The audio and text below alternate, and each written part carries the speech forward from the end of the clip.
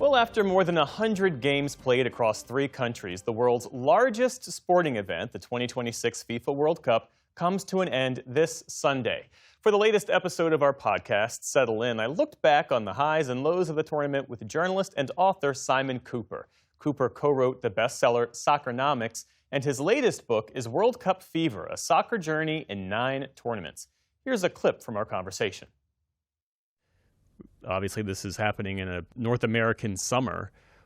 How do you see the conditions, the heat conditions, affecting the game and the play on the pitch? I mean, often it's very clear. So I was at the England-Norway game in Miami on Saturday, and it was, I think, close to 90 degrees, very humid, and the players wilt. Performance weakens.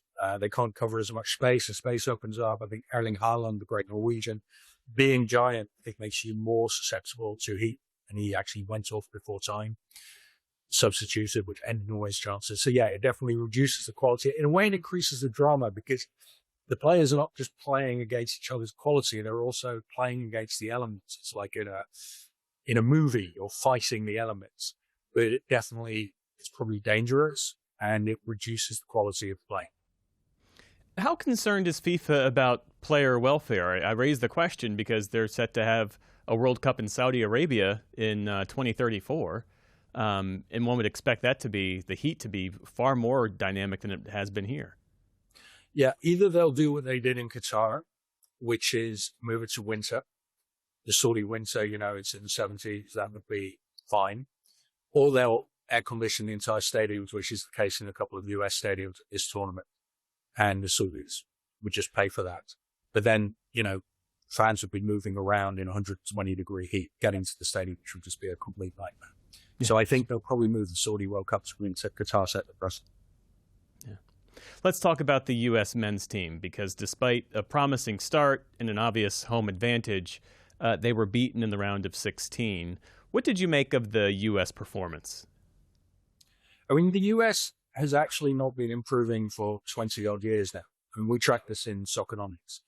Their peak FIFA ranking, I think, is the beginning of the century, and they're somewhere in the top 10. And they get worse. Why do they get worse? I think one reason is they play more games against North and Central American opponents. In the region, they introduced the Gold Cup. And North and Central America is not the region of high soccer quality. So if you're playing against even Mexico, Canada, Honduras, El Salvador, you're not playing the best football. To get better, you need to learn from the top football. The US don't do that anymore. But also what you're seeing is not just the US, all the countries outside Western Europe and Argentina are failing to catch up. So that's true. The Asian countries, the African countries. And why is it? I think Western Europeans have kind of discovered the secret of football, which is about where should I be, geometry, how do you create space when you have the ball, shrink space when you don't have the ball. Big question in football action for a player. The player doesn't have the ball 88, 89 minutes. So his question, or her question all the game, is where should I be? So it's kind of intellectual question. Football is a game you play with your head. And the Europeans are better at answering it, not just better than the Americans, but better than people from anywhere else in the world.